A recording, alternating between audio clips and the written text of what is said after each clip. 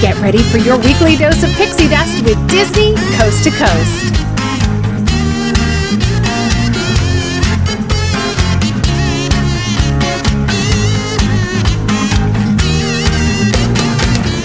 Hey folks, and welcome to Dizney Coast to Coast, the ultimate unofficial Disney fan podcast. I'm Jeff DePauli, and today on the show I have David from Fresh Baked Disney on the show with me. Hello, David, and welcome to Dizney Coast to Coast. Hello, Jeff. Thanks for having me. Yes, you are here today to talk about the Disney Plus holiday offerings that they have on there, which is quite a few. Of course, Disney Plus is still brand spanking new, just came out on November 12th in the US, and there's a lot of holiday stuff on there. There is quite a bit, more than I was expecting, but also I would love to see more. Yeah, agreed. Totally. Like, I certainly haven't gotten through it all. In fact, we're going to go through, all the stuff that we could find on Disney Plus that was a holiday movie or special of sorts. And we haven't necessarily seen them all, but we've seen a lot of them, and we'll discuss them. And let's just jump into that conversation right now. It's time to dive into today's Disney dialogue.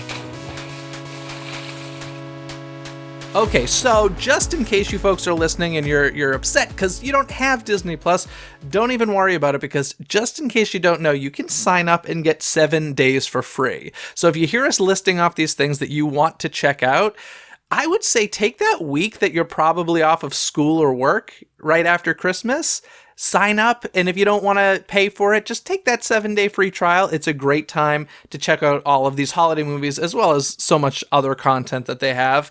And also, keep in mind, if you are a Verizon Wireless Unlimited customer and you don't already know, you can get a year for free through Verizon Wireless, so look into that. I assume, David, that you had it from day one. Did you sign up a while ago? I signed up at D23. I was right there. Okay, you were one of those guys. I refused to sign up at D23 because I was like, you're not getting me for 3 years. I want the Hulu bundle, and let's see what kind of deals they have. But listen, they gave a pretty good deal. It was a good deal. Yeah. So let's just jump right into this with A Very Merry Pooh Year. Have you ever seen this special or movie? I hadn't until you queued me up for it. I did watch it. What'd you think of it? Well, it's not my Pooh, I guess. I don't know. Okay. That's not, what is your Winnie the Pooh? I don't know. It's a little. The story was good. I liked the story, but it was the animation that kind of threw me off a little bit. It was a little, for whatever reason, I whenever I see like a 90s era, which I believe this was 90s, isn't it? I think so. I'm not 100% sure when this came out. But yeah, the weird thing is I don't have a Winnie the Pooh of my childhood, to be honest. Like, I've seen a lot of Winnie the Pooh content. Like, honestly, if I had to pick one Winnie the Pooh property that was like my childhood, it was probably that show with like the mascot costume characters on Disney Channel. Oh, wow. Welcome to Pooh Corner, I think, is what it was called. Do you remember that? No, I don't, but I can visualize what you're talking about. Yeah, that's probably like the most consistent Winnie the Pooh I've seen. Otherwise, it's just kind of this mix of things. So I'm not as like attached to these characters as a lot of people are. But yes, it felt like a bit of a different style, a little cleaner, done in a computer. Exactly. Yeah, it was. I think you hit it there.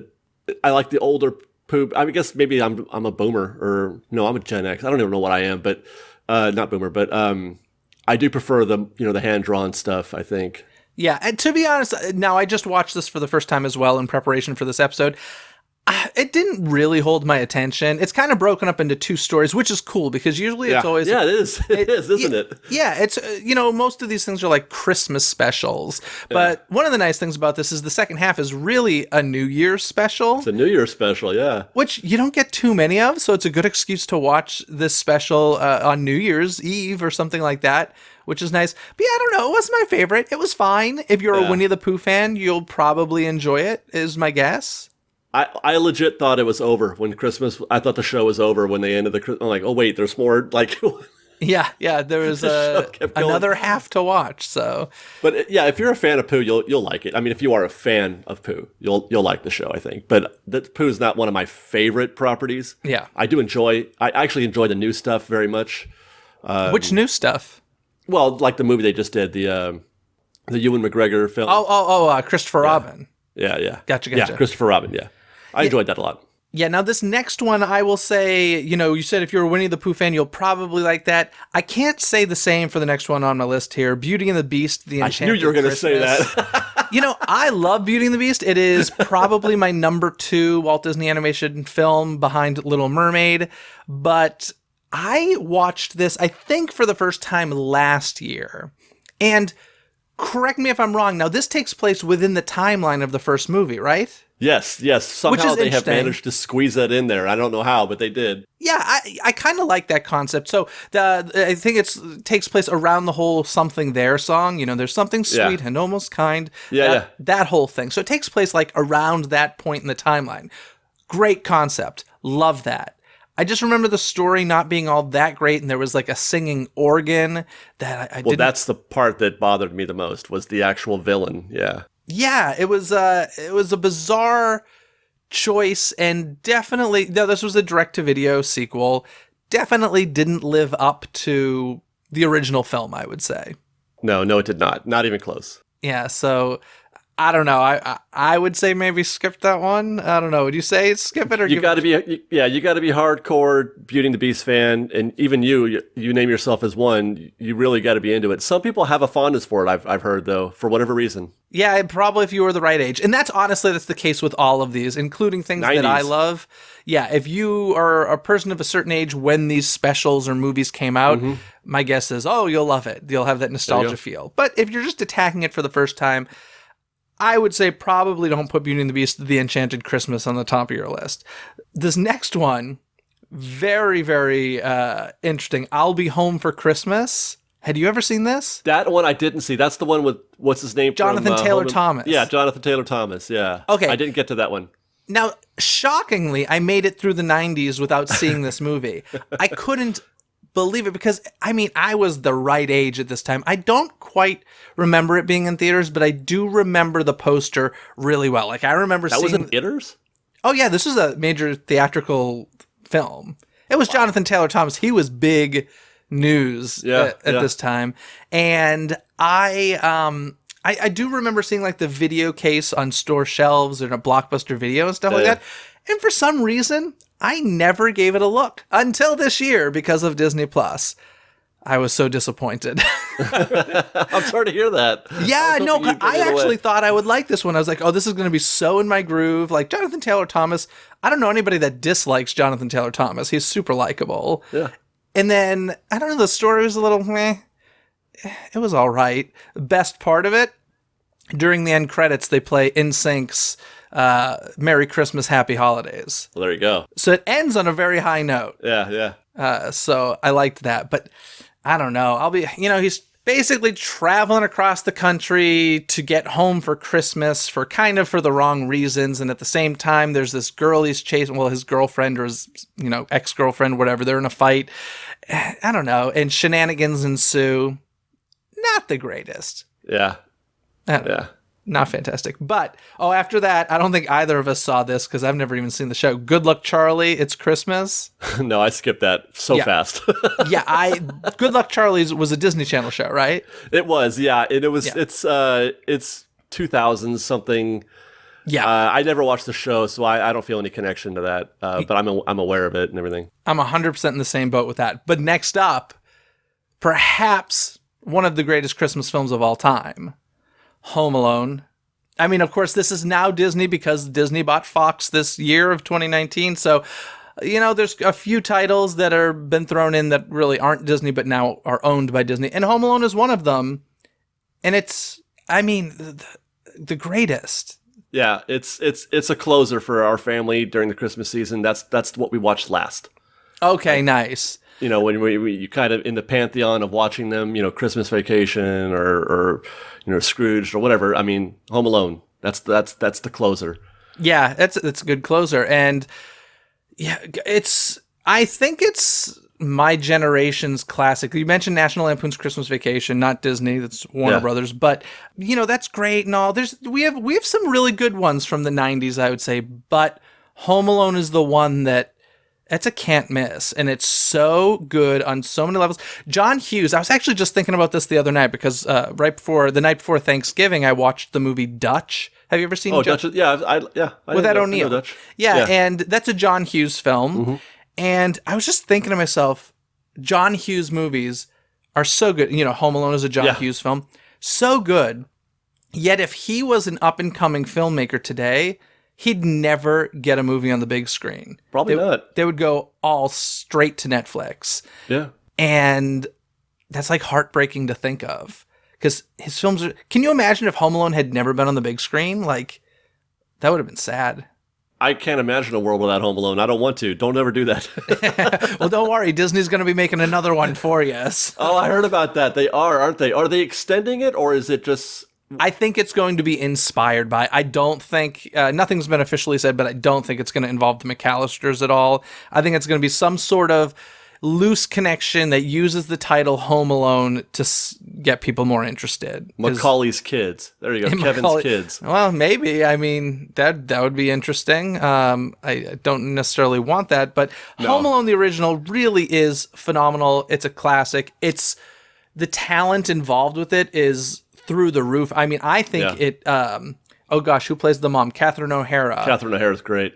Is a brilliant performer all around, but I think this is one of her best performances of all time. Yeah. She is so, I don't know, you just like feel for that mom, and perfectly cast. It's really, really good. And the most underrated John Williams score, in my opinion. How'd they pull that off? How'd they pull what off? Getting him? How'd they get John Williams? Yeah. He's done a lot of smaller films that you know, and Chris Columbus was the director, I believe, and he was a big name. So, you know, but it's a phenomenal score by John Williams that a lot of people overlook. And I remember in the past, the Universal Studios theme parks used to use a lot of the Home Alone score for like Grinchmas and stuff like that. So I'm very curious to see whether or not that music is still available now that Disney owns it. Right. It'll be That's interesting. Yeah. So there's the classic Home Alone, followed by Home Alone 2. Still great. Yeah, I agree. I think Home Alone 2 is a really good sequel. Now, the argument I would have with it is it's the same movie as the first one. I'm okay. That was a great premise. Because the first movie is phenomenal, but I mean, beat for beat for beat, it's the same movie. I think the thing that appeals to me is I'm a huge fan of New York City in the winter and around Christmas time, and so it's a beautiful backdrop for that film. And, you know, it's certainly not as good as the original, in my opinion. No, but it holds up. It definitely holds up, and I'm happy that that one exists. Yeah. Home Alone 3, which is also on Disney Plus. I saw it once, forgot about it. I barely remember what happened. I think this is the one where like the kid is. So it's not Kevin McAllister. It's not the McAllisters at all. And if I'm remembering correctly, the kid is home sick from school. I think so. There's some sort of video game connection, live stream type situation. Yeah, right? And this kid, you know, the mom's just at work. Huh? Oh, there's a fourth one as well, which I don't believe is on Disney Plus, and you may be thinking of that because I don't remember the video game connection. That might be 4. Yeah, so I don't know. Home Alone 3, probably not first choice. Yeah, I definitely have forgotten it because what you said does not ring any bells for me. I think. Oh gosh, is that actor's name French Stewart? Am I saying the right name from like Third Rock from the Sun? Yes, you're right. It was French Stewart. And isn't he? He's one of the, you know, the he was burglars. one of the villains. Yeah. Yeah. And I think the mom's at work and the kid's just homesick from school. So like the premise of being home alone is considerably different than being left when your family's on vacation. So I don't know. But in any case, Home Alone, Home Alone 2, and Home Alone 3 are all available on Disney Plus. So very convenient. And honestly, I would say it's not a holiday season without seeing Home Alone, at least the first one. Definitely. And then for some classic Disney Christmas, we've got Mickey's Once Upon a Christmas. Love it. So when did you first see this one? I found it on Netflix 100 years ago. Whenever Netflix, you know, when I started on Netflix, I started looking at Christmas the first season because I wasn't aware of it otherwise. Okay. I'd heard about it for a long time. I didn't watch it for the first time till last year. Oh, really? Yeah. Oh, wow. No, this has been a yearly tradition for me for about going on 5 or 6 years now, at least. Yeah, no, I have this terrible habit when it comes to... So first of all, I'm obsessed with Christmas movies and holiday specials on TV, like all the classics. Me too. I'm obsessed with them. So like I have a big DVD collection of all that stuff. And the thing is this, like it's very much not Christmas for me unless I get through all of those. Yeah. So the problem is I very often don't see stuff I haven't seen before because you got to add stuff. Yeah. Yeah, so this year's I've actually seen quite a few new things, partially because of Disney Plus and some other reasons as well. Yeah, so the problem is I don't see it. So although I'd heard of Mickey's Once Upon a Christmas, I was a little older than like the target audience when it initially came out. But last year I saw, I think that was playing on Disney Channel, so I recorded it and went back and saw it. And I enjoyed it. It's, you know, it's an anthology series, so there's like 3 different stories. A really fun one where Huey, Dewey, and Louie wish that Christmas was every day, and we kind of see the results of that. Yep. And that little short has one of the most hilarious, gruesome scenes of anything Disney's ever done. Do you know what I'm talking about? Well, no. Well, I have a guess, but I'm not sure. The cannibalism in it? Oh, no. That's not what I was thinking of, but yes. The fact that all of these bird characters, Huey, Dewey, Louie, Donald, Daisy, all of them are sitting around the Christmas dinner and very excited to eat a turkey. And they sure are, aren't they?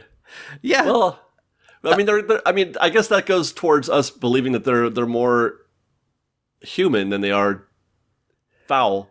Yeah, so. I have a problem with that. First time I saw it, I was like, yeah, this ain't right. And like it's not like it's just a scene taking place and there's a traditional Christmas turkey on the table. Like they're very excited to eat this turkey. And they really are, yeah. I think Daisy says it's her favorite part of Christmas. So. They couldn't put a ham out there, huh? Yeah, exactly. So it's a bit of a screwed up message, in my opinion. There's also a really touching part of this with Max and Goofy.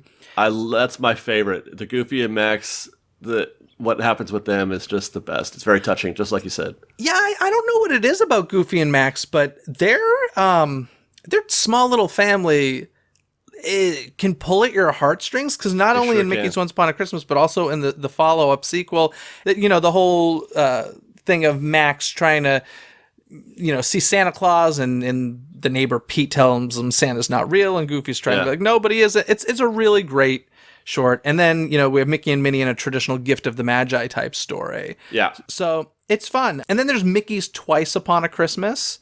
This one actually had, 5 stories in it? Yeah, there's more. Something like that. I love the fact that in this first one with Minnie and Daisy kind of having this battle on the ice rink, that they bring in characters from Fantasia. All of them. Yeah. I was like, this is cool, because they, you know, obviously there's the big Nutcracker ballet sequence in Fantasia, and they kind of bring those characters back as part of this Christmas special. And it always shocks me when they pull stuff from, other than Sorcerer's Apprentice. I'm always surprised. Yeah. I enjoy it a lot. I thought it was cool as well. But I even remember back in like the days when they used to show the Walt Disney World Happy Easter Parade on television, they'd always have characters from Fantasia in that film. And I'm like, I find it amazing that they're like leaning on those characters that to me are easily forgotten. So it's kind of cool. Christmas Impossible was part of Mickey's Twice Upon a Christmas.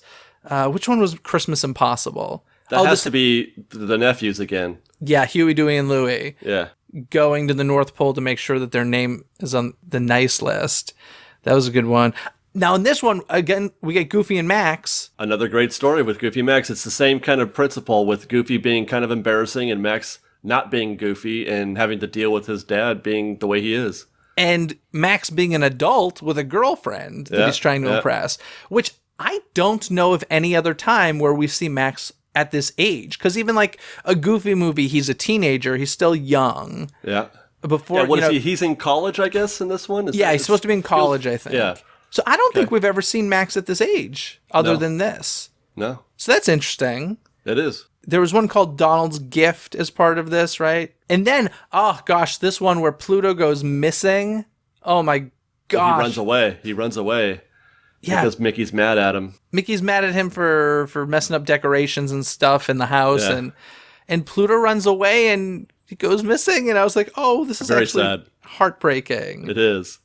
So I don't, as much as I like Mickey, the one thing I don't like seeing Mickey angry. Like that, for whatever reason, I find that less enjoyable. I want Mickey to always be positive. It's really interesting that you say that because Walt felt that way. Whereas if you look back at the older shorts, Mickey had a very all over the place personality. Like if you look at Plain Crazy, some of that early stuff, like he gets angry, he'll throw stuff and whatever. Yeah. And then a decision was kind of made later on that, in fact, I hear that's part of the reason why Donald was brought along so that that we could have this character that could get cantankerous and we don't have to put that on Mickey Mouse. Yeah. And so Mickey became this, everyman happy-go-lucky guy. And it's also the reason I believe Wayne Allwine, who did the voice of Mickey for 30 plus years, he was the previous Mickey Mouse that I grew up with. And I believe, obviously he loved doing Mickey and he loved Mickey, but I've heard statements like he found him to be kind of boring and had made comments like, gosh, I wish I could do a Donald or something where I can have this range of emotion.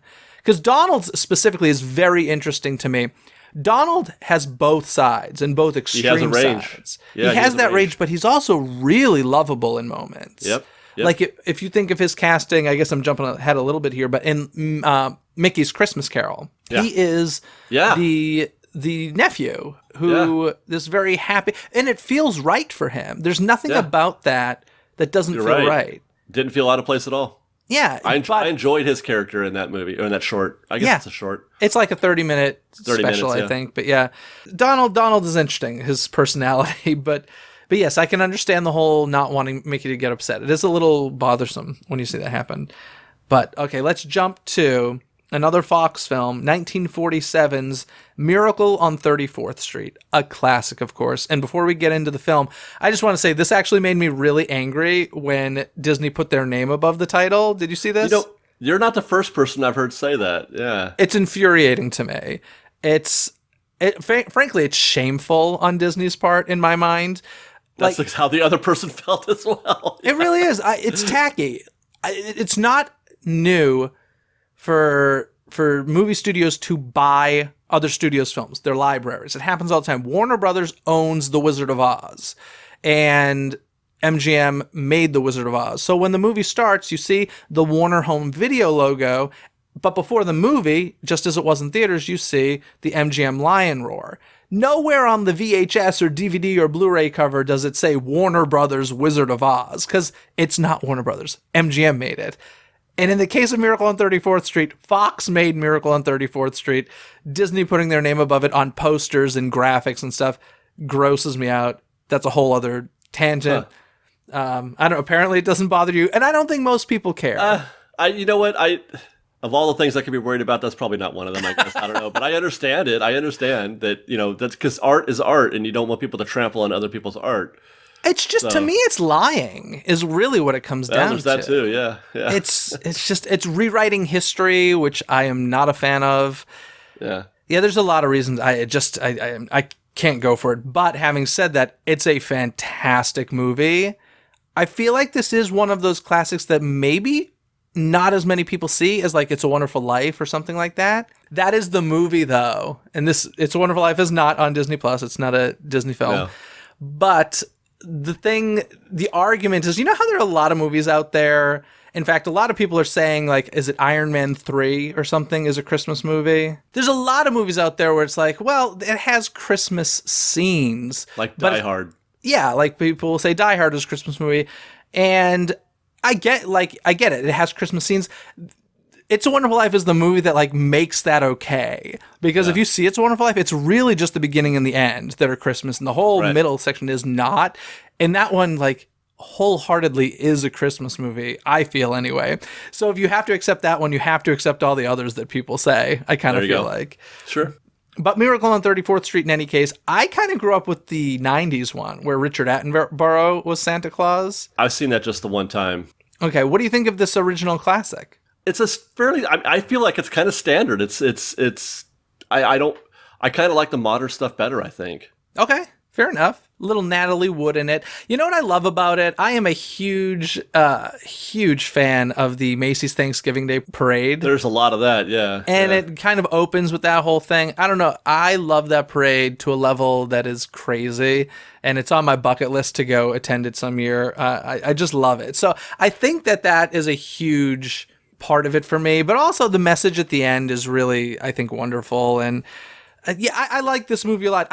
Will say I don't watch it every year. It's probably been a few years since I've seen it, so I may watch it. I should probably watch it again, too, now that you mention it. Yeah, no, it's really solid, really good. And, you know what I don't think is an option? I honestly haven't looked into it, so I could be wrong here. But you know how they colorize a lot of these old black and white movies? I wonder if both options are available on Disney+. I'm assuming it's just the original black and white. I think it is just the original, yeah. Yeah. But I'm not sure. I don't. The thing is, I don't think a lot of people are really trying to push those colorized versions anymore. Like, it was a failure as an idea. Okay. So maybe, perhaps. I just know that there are people who will see it's black and white and immediately refuse. And so it becomes that thing of, okay, should we offer the colorized to get people to watch it or not? But maybe you said people weren't. I get like why the purists are like, don't you dare. Yeah. No, I would rather watch the black and white than the color me too. Version. If I had the option, for sure. Yeah.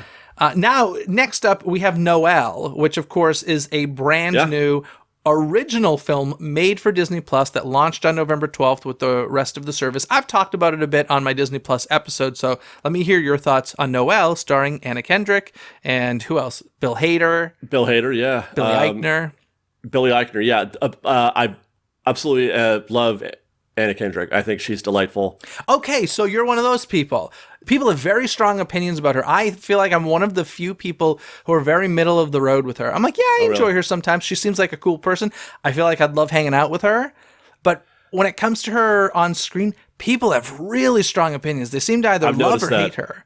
So you're a lover of her. Okay, cool. Well, there are moments in the film where I'm like, only Anna Kendrick could to do that. You know, that was an Anna Kendrick moment. I mean, her acting range or whatever, notwithstanding throughout the rest of the film, you know, the story itself, it is what it is.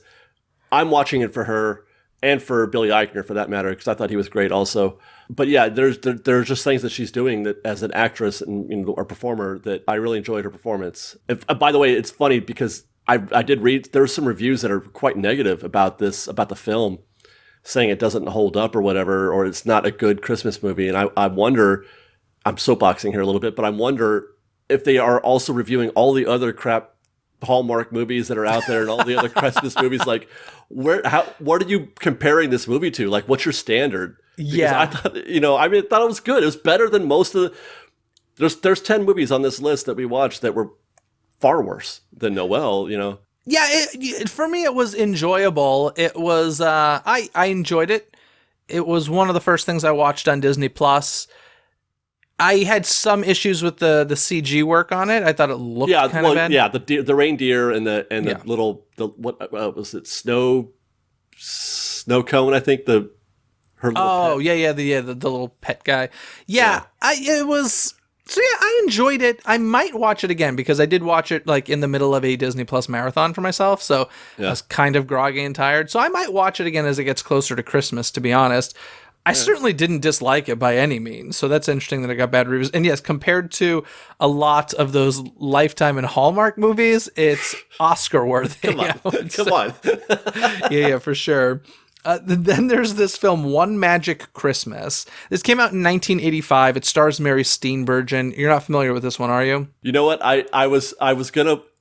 I had a little bit of time left to watch one more before the podcast. I'm like, I couldn't decide which to watch, so I skipped that one. And I watched, another one. But no, I didn't see it. Interestingly enough, I was in the same scenario, and I started One Magic Christmas. And then, for some reason, Disney Plus, I don't know if there was an internet connection problem or what, but it stopped working. So I only saw like the first 5 minutes. Yeah. But it was definitely one of those 1980s made-for-TV movies about a poor family and Christmas miracles and all that stuff.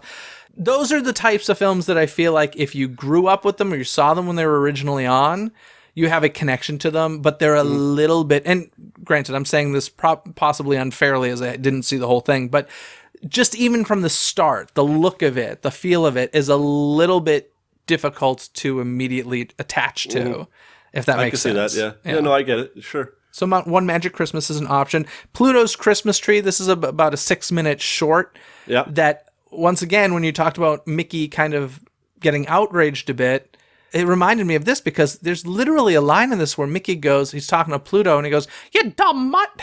And I was like, what? Yes, he does. You dumb mutt? That's how you talk to Pluto, Mickey? Yeah. Just because some ornaments fell off a tree? It's an older genre, or older film, from an older era, I should say. Yeah. The thing that I found really interesting about this one, now, I love Chip and Dale. Yeah. But oh my gosh, they are brats in this short. And I was trying to think, I was like, is that them normally? They're not normally like that. Like, they're really mischievous. They're hilarious, don't get me wrong. I was laughing out loud at them. But they're very mean to Pluto. Like, they're brats. So it's a cute little classic one. This is one of those ones I've seen a billion times. I honestly don't know where. I think it must be on a DVD as like a special feature. It's part of, it's on Netflix, Mickey's, the party that they go to, and they do, this is a curated House of Mouse? show. House of Mouse. There you go. Okay. It's in House of Mouse. Yeah, so there's, I've definitely seen this. I think it's also on like one of their Mickey's Christmas Carol DVDs as a special feature. I think you're right, yes. Yeah, so I've seen it a good amount of times. It is a really cute short. If you have young ones who like can't sit through a full length anything yet, I would say put on Pluto's Christmas Tree. It's cute. For sure. There is Richie Rich's Christmas Wish, which was a 1998 direct-to-video sequel. I've never seen this. Skipped it. And this, I guess, is a sequel to a 1994 film. Didn't it star Macaulay Culkin, the original? It did, yes. Wow. Yeah, it did. I missed those entirely. 1994... Gosh, at that age, I was like into Jurassic Park, and Home Alone was out at that point. I did see the Macaulay Culkin Richie, but not the. Oh, is that any good? One. No, it's terrible, but it's still fun to watch because it's got Macaulay Culkin in it, and there's some good lines that you can quote. But it's not great. No. You know what I popped in recently? Once again, not on Disney Plus, but I'm curious if you remember this. Do you remember when Macaulay Culkin starred in the Nutcracker? Yeah, it was like a TV thing, right? No, this was a major theatrical film. Okay, then no, I don't remember. I think it was Warner Brothers. And they shot the Nutcracker, made it a movie, but it was shot very much like a stage musical or a stage ballet. And Macaulay Culkin starred in it. And it was very soon after Home Alone, so it was kind of like, what is this? It was an interesting choice, but I popped that on while I was like making Thanksgiving dinner. I just put that on the background because I love the music of the Nutcracker. Don't love the show so much, but great score. So, in any case, tangent. So, Richie Rich, I skipped it. The Christmas Star, the description is, a counterfeiter finds the true meaning of the holidays. This is from 1986, another one. I'll take your word for it. I skipped it. Yeah, that was an obscure one. Classic, though, coming up, The Muppet Christmas Carol. I love it. Do you remember your first time seeing this? No. Matter of fact, when I was watching it, again, the other day, it felt new to me. So it had been a while. Yeah. Oh, see, now this I know like the back of my hand. To the point, this is going to sound terrible, but to the point that I could easily get bored watching it because I know it so well, but I love it. Does that make sense? Or am I contradicting? No, sure. You just background that thing and then there you go. Yeah, I know it really, really, really, really well. I remember seeing this in theaters, very much so. I am a huge fan of Christmas Carol in general. I've said it a billion times. It's one of my favorite stories of all time. Every year, I try to see a theatrical production of it I've never seen before. I love A Christmas Carol. And I think Muppet Christmas Carol is one of the best versions of A Christmas Carol out there. I could not argue with that. Very enjoyable. I think Michael Caine is the best Scrooge.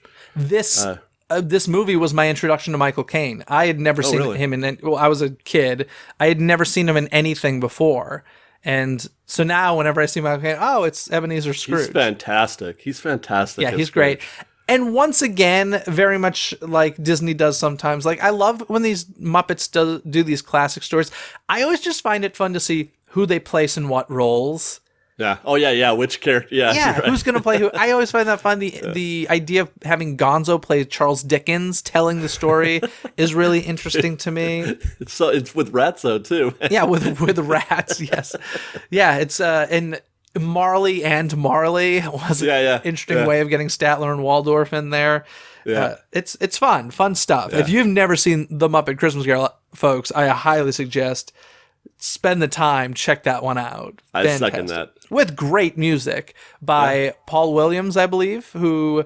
Oh, really? Like Paul Williams? Paul Williams? Yeah, like Paul Williams, the guy who wrote like tons of stuff for, like the little guy, right? Yeah, the little guy, yeah. So he wrote a ton of stuff for the Muppets, and anybody... Well, that's right, because he was on the show all the time, the Muppet Show, back in the day. Oh, he wrote Rainbow Connection for... Yeah, you're right, that's right. And I'm gonna say it, folks. You didn't think I was actually gonna get through a holiday special movie episode without bringing up, even though it's not on Disney Plus, Emmett Otter's Jug Band Christmas, my absolute favorite. I haven't seen that in 100 years. I'm obsessed with it. It was on the big screen last year.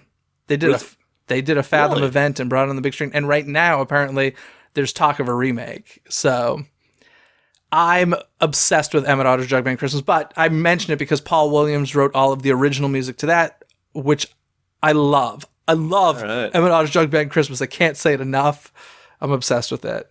So I need to see that again. I don't know where to find it now. Oh, you can buy DVDs, Blu-rays. The problem is there's a lot of edited, abridged versions because Kermit's in it, and Disney owns Kermit, and they're like, nope, sorry, you can't use him.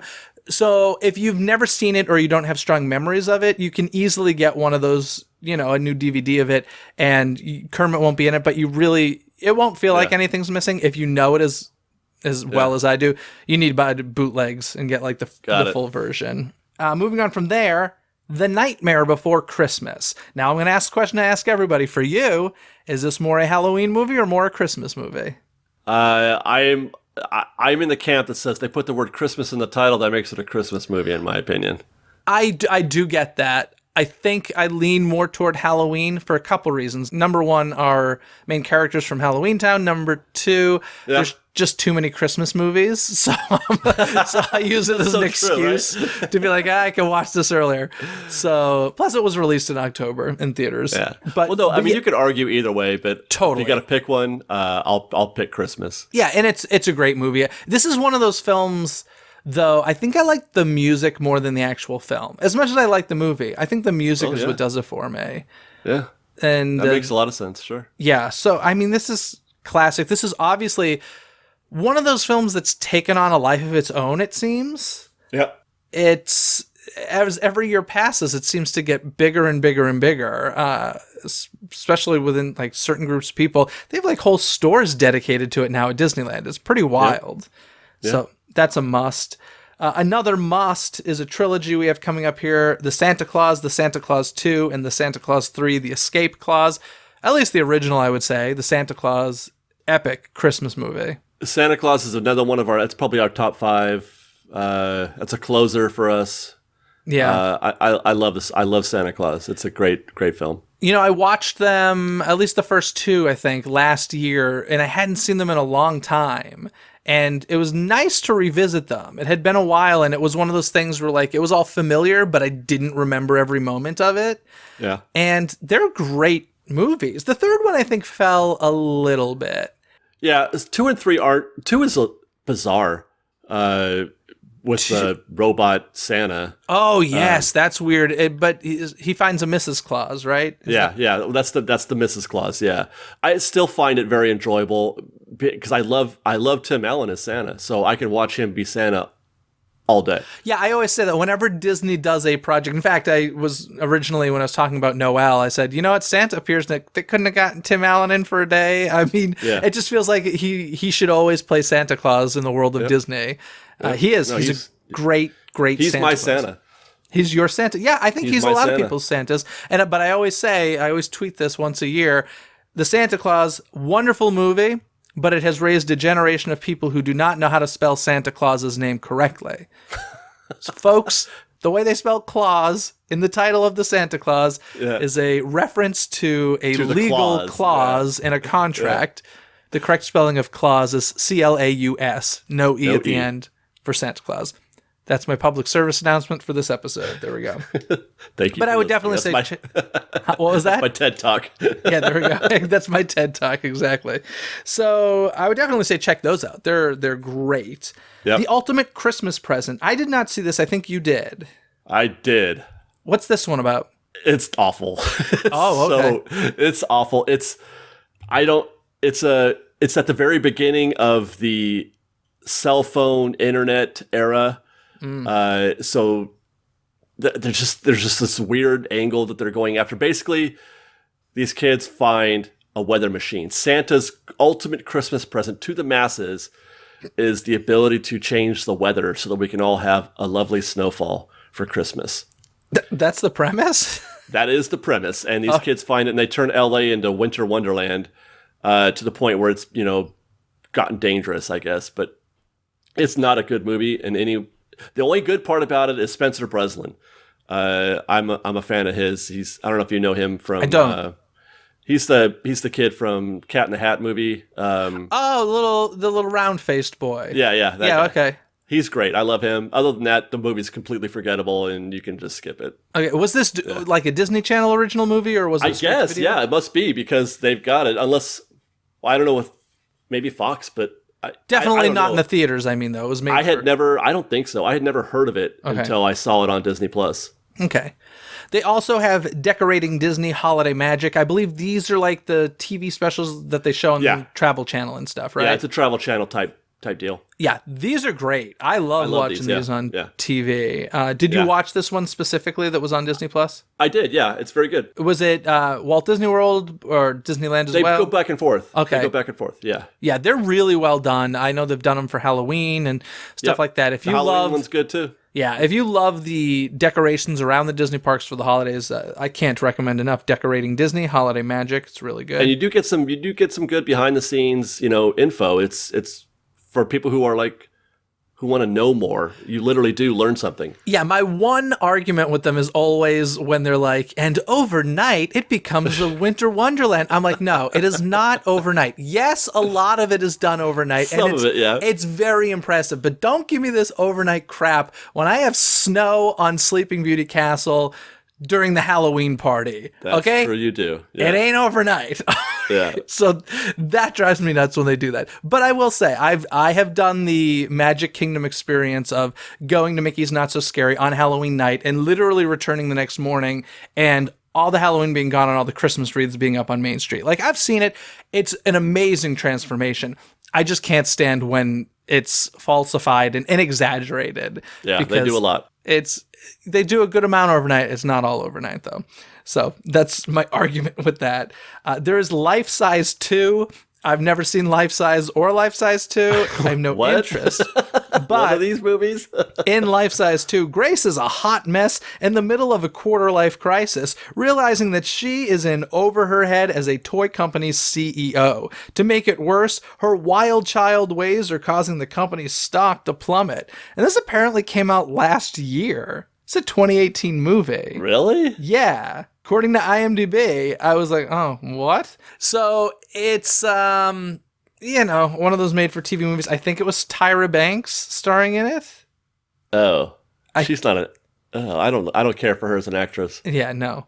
So I don't recommend, but perhaps somebody out there loves it. We'll see. But let's get something fantastic. Mickey's Christmas Carol is fantastic. Yeah. I already expressed my love for Christmas Carol in general. Yeah.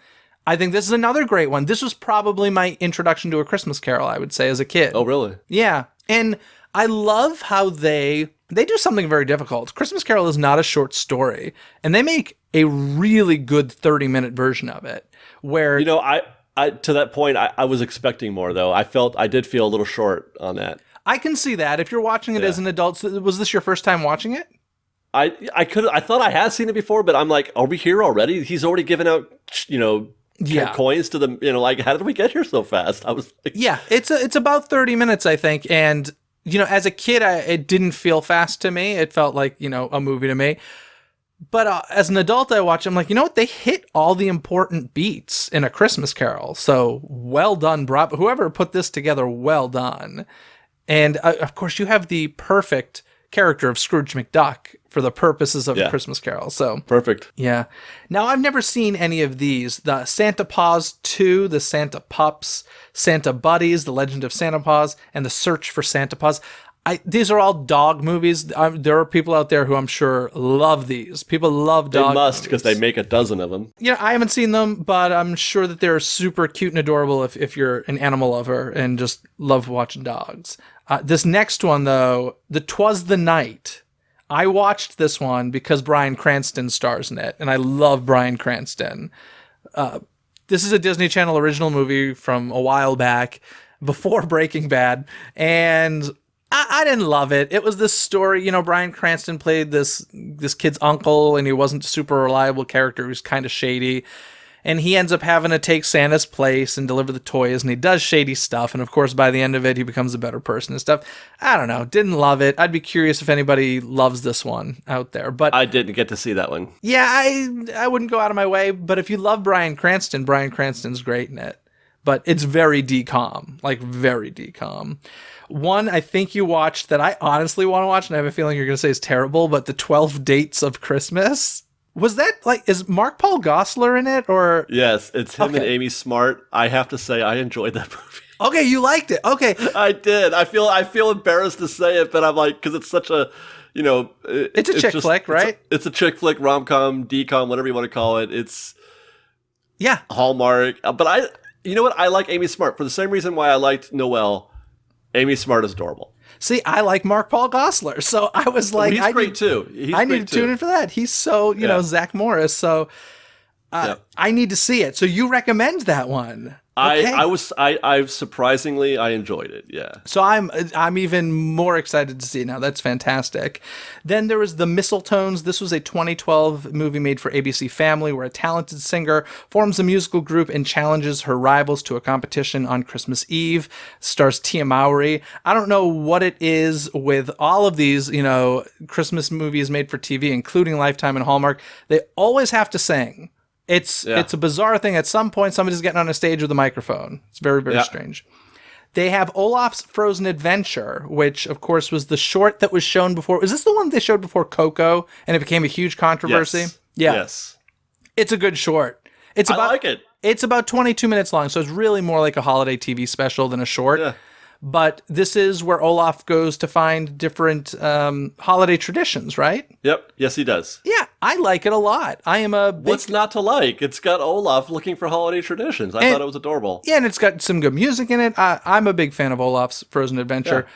But then, okay, this next one, I gotta say, terribly disappointing to me because this is a classic I had never seen. And I was like, I'm finally gonna watch it this year. Babes in Toyland.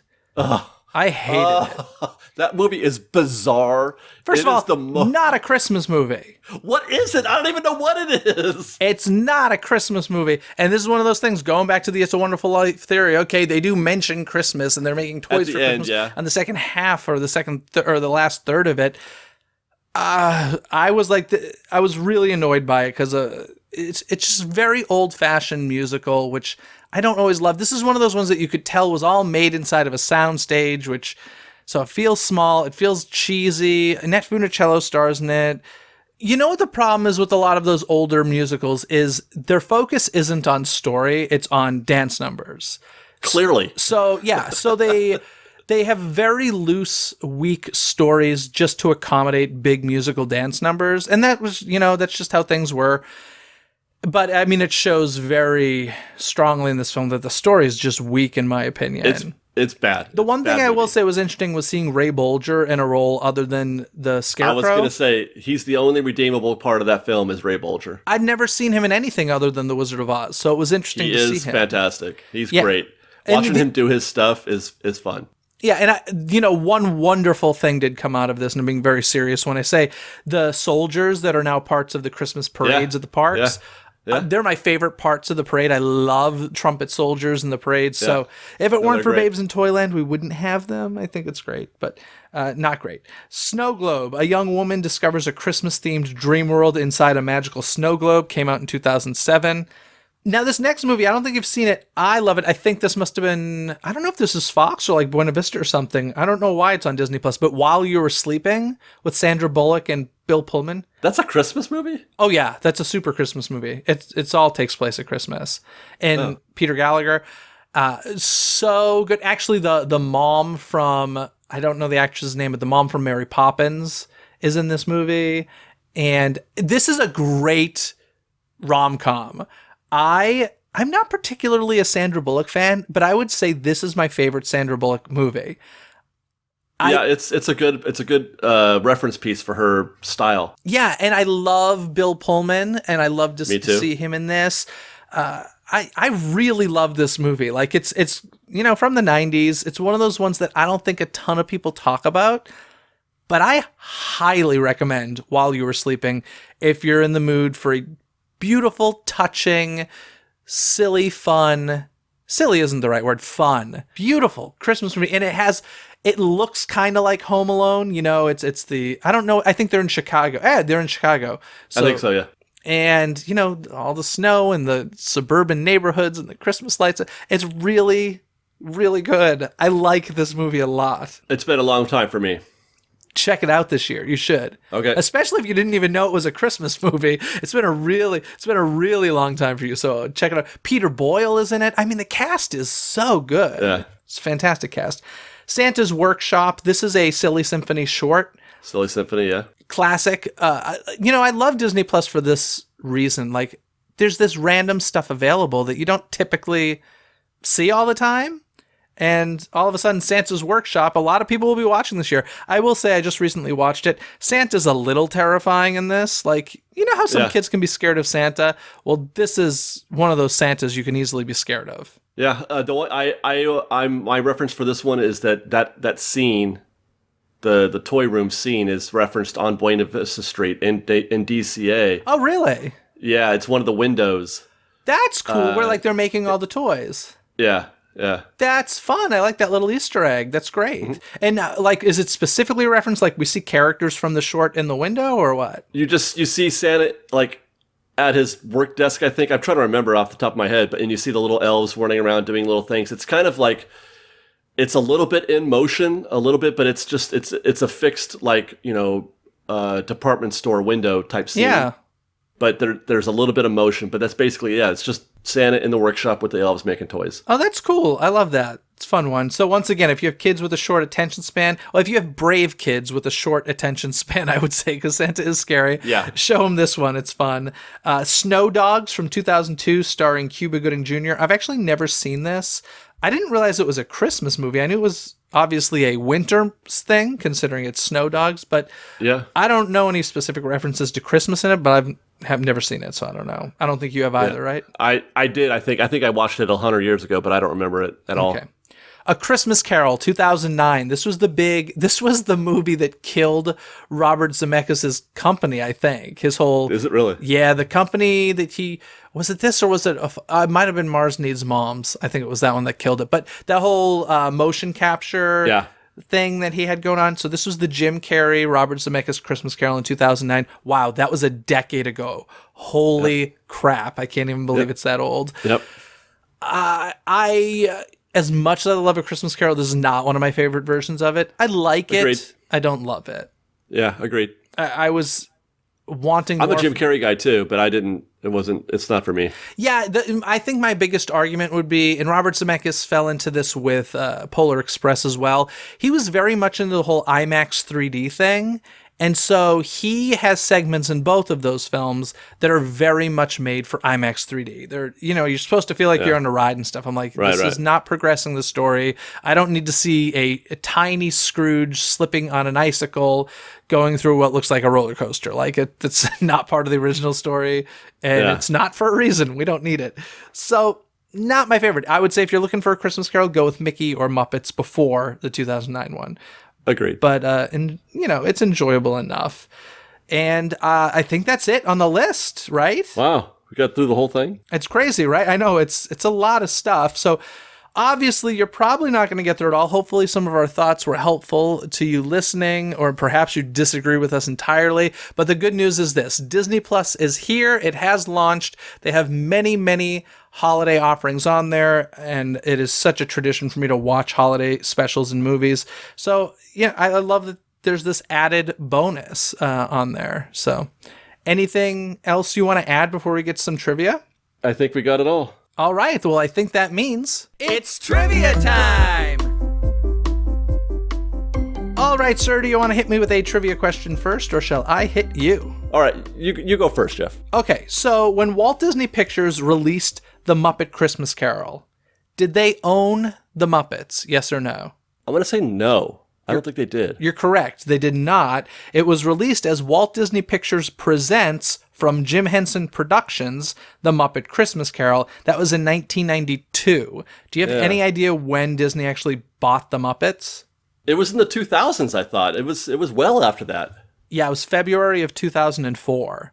There you go. Yeah. I think this might have been one of the first collaborations. I think Muppet Vision 3D would have opened. I think that was like 91-ish at Disney's or Disney MGM Studios.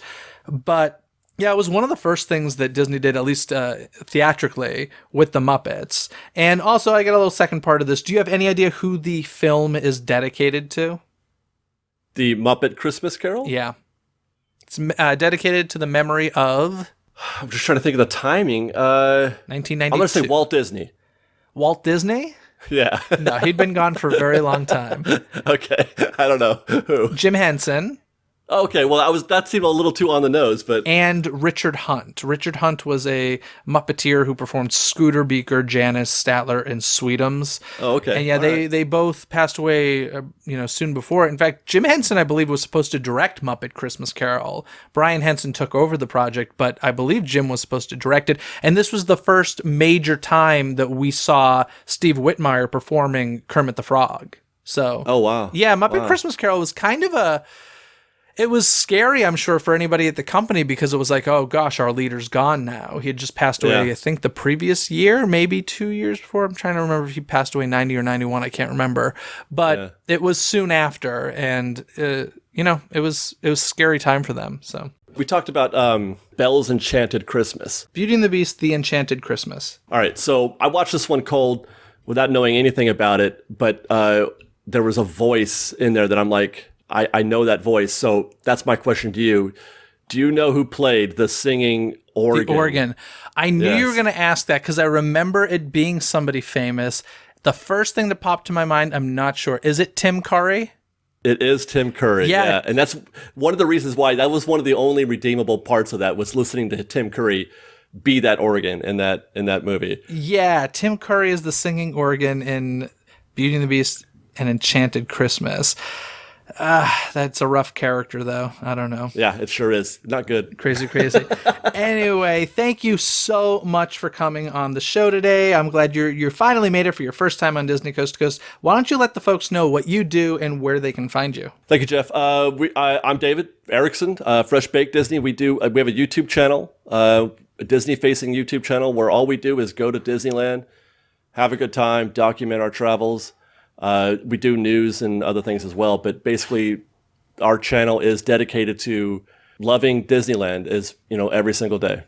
Fantastic. So make sure you check out Fresh Baked Disney. And folks, don't forget that the 2020 Disney Coast to Coast calendar is now available for purchase over at DisneyCoastToCoast.com. You can choose between a wall calendar to hang and display or a desk calendar, which comes in a case for easy display on your desktop. Either way, you'll be getting a bit of Disney magic to enjoy throughout the entire year. And in addition, celebrate the openings of the Disney theme parks as each one's anniversary is notated on the calendar. It is now December and time is running out. So head over to DisneyCoastToCoast.com and order yours now for yourself or perhaps as a gift for a loved one. Other than that, folks, have a magical day. Bye! Thanks for listening to Disney Coast to Coast.